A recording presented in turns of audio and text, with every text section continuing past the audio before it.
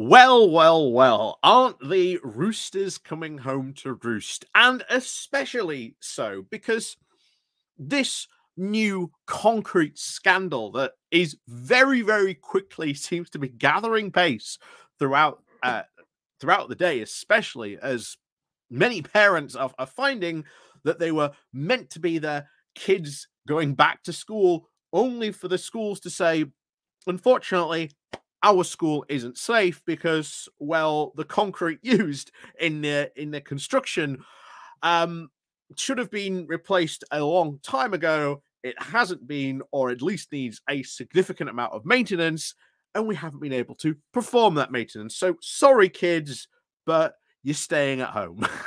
To which there is probably a squeal of delight from those particular children. There is even talk about some of those classes being affected and schools returning to remote learning during COVID times. So this has gathered, I think, a lot of pace very, very quickly.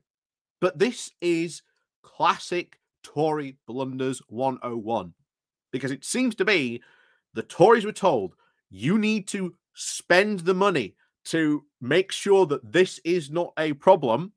The Tories go, we don't need to spend that money. We'll spend it, quote, somewhere else.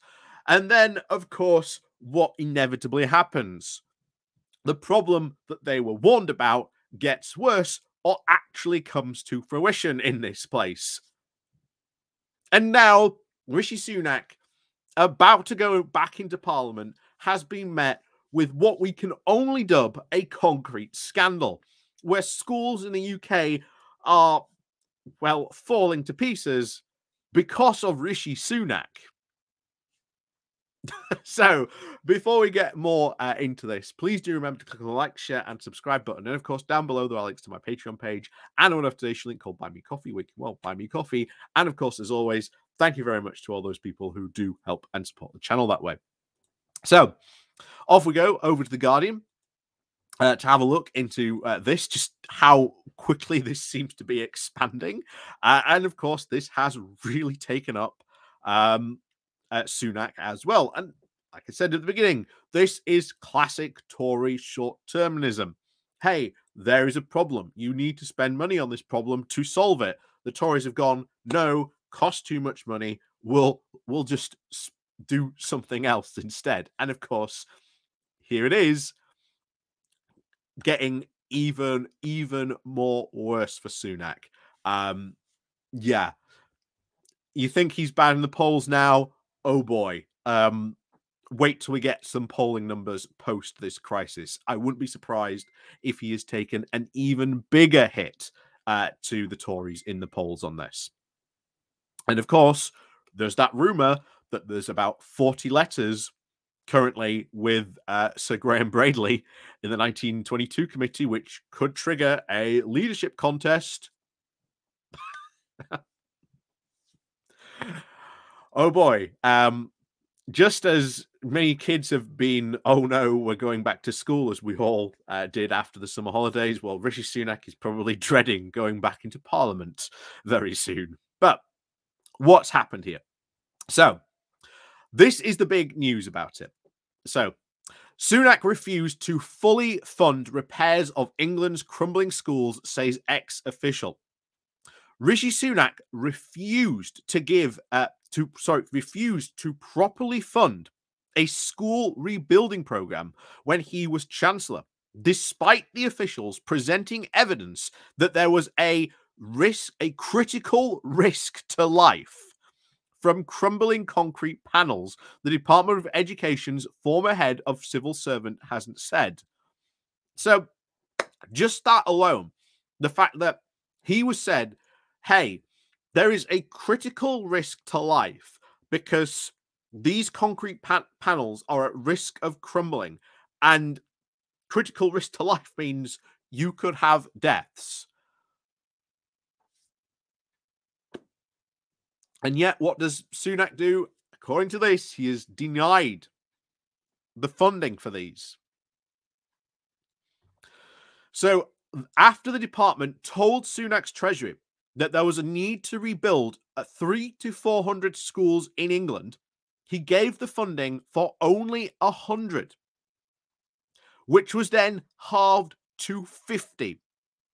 And bear in mind, if you followed Sunak's career when he was treasurer, he was Chancellor of the Exchequer, that is classic Sunak. We need this amount to be able to do the project. So Sunak will go, no, you can have this much. Only for when the money came through, it wasn't even the half of which he had promised.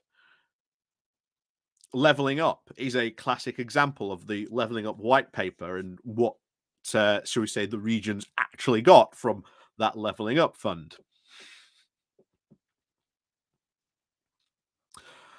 Jonathan Slater, the permanent secretary for the department. That was said by Jonathan Slater, the permanent secretary for the department of that from 2016 to 2020. Conservative ministers have more widely believed that a greater funding project to build was free for new free schools. So this was what they wanted to build: these new free schools, not state schools. New free schools, which again, big Tory plan to help fund private education.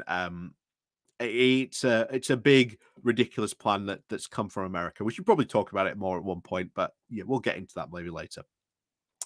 Slater told BBC Radio 4's Today programme on Monday that as pupils returned to many schools in England for the new term, for me as an official, he said, it seemed that there should have been second to safety, Slater said. But politics is about choices. And that choice was one they made. And he is absolutely right. Time and time again, we have seen this Tory government make the political choices not to fund or defund critical infrastructure programs, social safety net programs, and it has been their political choice to do so. But back to it. Amid the mounting political and educational crisis over schools built with the reinforced autoclave acrylated concrete, or RAC, from the 1950s to 1990s, the Education Secretary, Gillian Keegan, said that it was still not known how many might be affected and how many might need to close, with engineers still needed to inspect more sites. So we don't even know the full scale of this problem. And yet they knew that they needed to put money into helping to rebuild these schools to make them, better. And most of these at the moment are just primary schools. I don't even know if some of these schools that are affected are secondary schools as well. But we'll see. Like I say, this is still a developing story, and we'll see when the full list comes out. But oh boy, this is a gathering scandal that is not going to go away, at least anytime soon. So Keegan, who said the full list of affected schools will be published this week, I somehow doubt that, given their track record, said that the Department of Education had taken a very cautious approach to these issues and that parents should be reassured that the vast majority of children will be going back today.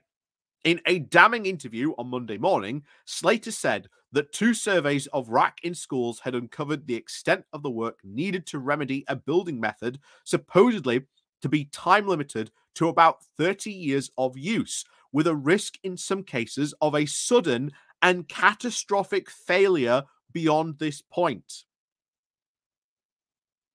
So bear in mind of what they had done. They had gone, we're going to build these schools. They're going to be in use for this. Then after that, they need to be, rebuilt, reinforced, whatever, the engineering people might need to be. Because if you don't, sudden and catastrophic failure.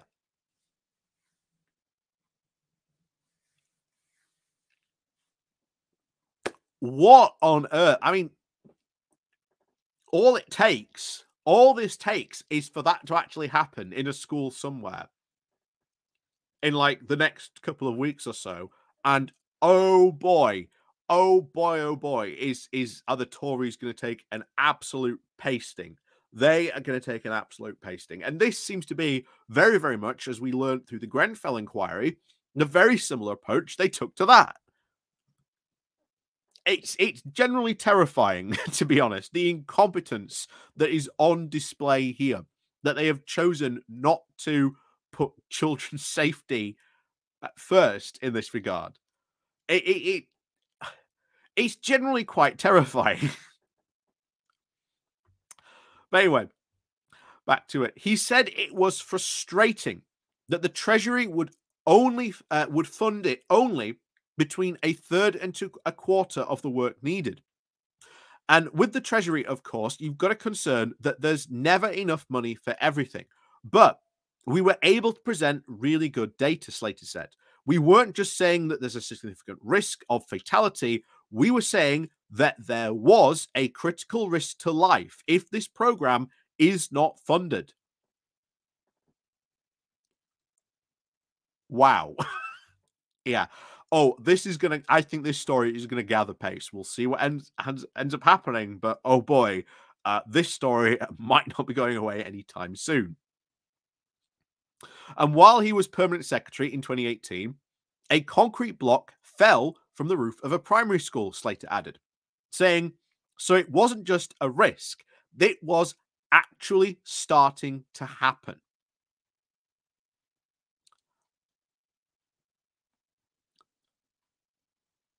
Wow. Mm. This is ooh, yeah.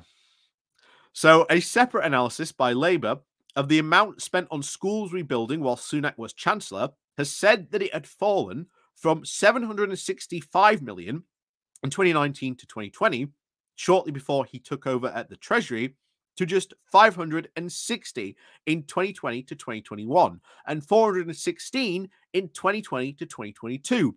This was a fall of 45%.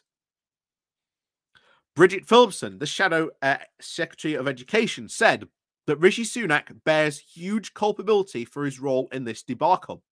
He doubled down on Michael Gove's decision to axe Labour's school rebuilding programme, and now the chickens have come home to roost, with yet more disruption to children's education.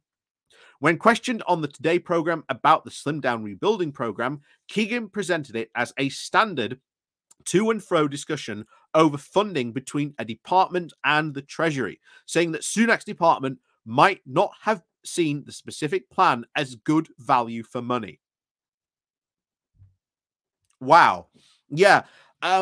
Yeah, it's not good value for money to have a potential concrete block falling on a child while they're at school. Yeah, that's not good value for money at all. What? Following Slater's comments, the Liberal Democrat said that ministers must publish the full evidence to the Treasury and by the Department for Education. Muriel Wilson, the department's education spokesperson, said, "This bombshell revelation shows the blame for this concrete crisis lies firmly at Rishi Sunak's door.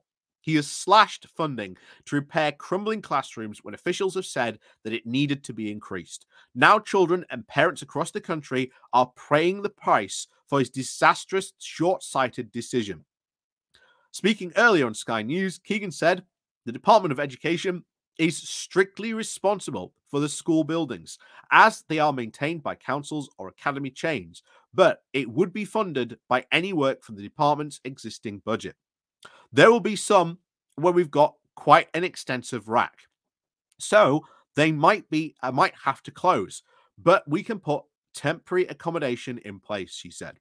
Many schools are either looking for alternative accommodation if they're with a multi-academy trust or within a local authority, or moving to another classroom if they've got a spare classroom. If this is across the whole school, then it gets more difficult, she said.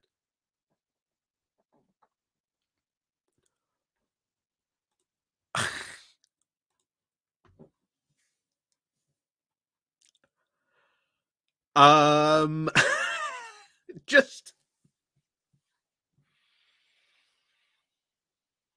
yeah, just the scale alone of this is gonna be huge, I think. And bear in mind, you've had Labour saying, "Yeah, we need to take a serious look at rebuilding these schools," and then you had Rishi Sunak going, "Well, just slice away all the funding by about, as you said there, 45%." That's shocking. That that will be an incredible attack on him at the general election. Are you kidding? Rishi Sunak caring about your child's education? He can't even fund the schools so that they have a safe place to learn in. And bear in mind, if for the next couple of weeks anything happens to a child by a concrete slab falling or anything like that, oh boy, Sunak is going to absolutely get roasted. Oh boy. Um, but there he is under the desk, not only praying for inflation to magically go down, but also for his for his thing to be done. It's unbelievable. It really is unbelievable. Yeah, wow.